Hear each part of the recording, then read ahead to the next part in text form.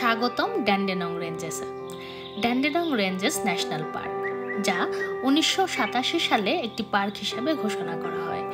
এটি 3200 হেক্টরের বেশি দেশীয় বন সংরক্ষণ করে। এখানে রয়েছে মনোরম ফার্ন গ্যালিস, যা ফার্ন গাছের উপত্যকা হিসেবে পরিচিত, এবং মাউন্টেন অ্যাশ গাছের বন। ড্যান্ডেনংয়ের পুরনো বনাঞ্চল মূল্যবান কাঠ সরবরাহ করত। বিশাল আকৃতির ইউক্যালিপটাস গাছ কাটা হতো এবং এগুলো পাইলিং বা কাঠের বোর্ড তৈরি করার জন্য ব্যবহার করা হতো। এই কাঠগুলো গরুর টানা স্লেজ বা বড় গাড়িতে করে পার্বত্য এলাকা থেকে নিচে নামানো হতো।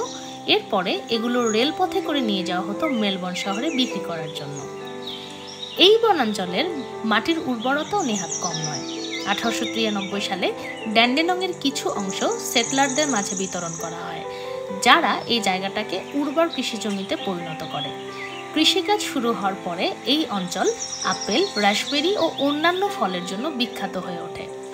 বিংশ শতাব্দীর শুরুর দিকে প্রায় 26টি বড় খামার ছিল এবং সপ্তাহে প্রায় 30 টন ফল ভিক্টোরিয়া মার্কেটে পাঠানো হতো।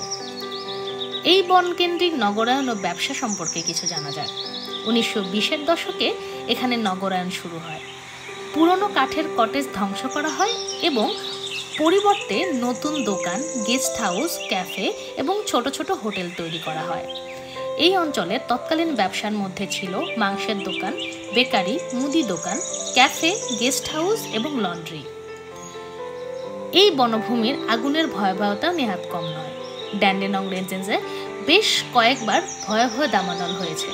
1962 সালে এখানে সবচেয়ে বড় ভয়ঙ্কর দাবানল হয়, যা পার্কের বনভূমি এবং বন্যপ্রাণীকে মারাত্মকভাবে ক্ষতিগ্রস্ত করে। 30 মিলিয়ন বছর আগে এক বিশাল আগ্নেয়গিরির অগ্নুৎপাতের ফলে এই অঞ্চলে লাভা প্রবাহিত হয়, যা বর্তমানে ওলিন্ডা নামে পরিচিত। এই লাভার ওপর দিয়ে পানি প্রবাহিত হয়ে পরে শক্ত পাথরে পরিণত হয় এবং এর নিচে জমা হয়ে পুরনো অবক্ষেপিত শিলা তৈরি হয়। এই বন প্রকৃতি ও বন্যপ্রাণীর অভয়ারণ্য। একসময় এই বনাঞ্চল থেকে প্রচুর পরিমাণে কাঠ কাটা হতো, তবে 1958 সালে জারি করা নিষিদ্ধ আইনের পর থেকে এই বনাঞ্চলটি সংরক্ষণের দায়িত্ব নেওয়া হয় বিশেষ উদ্যোগ। এখানে দেখা যায় টাওয়ারিং মাউন্টেন অ্যাশ গাছ, বিভিন্ন প্রজাতির ফার্ন এবং দেশীয় পাখি ও প্রাণী।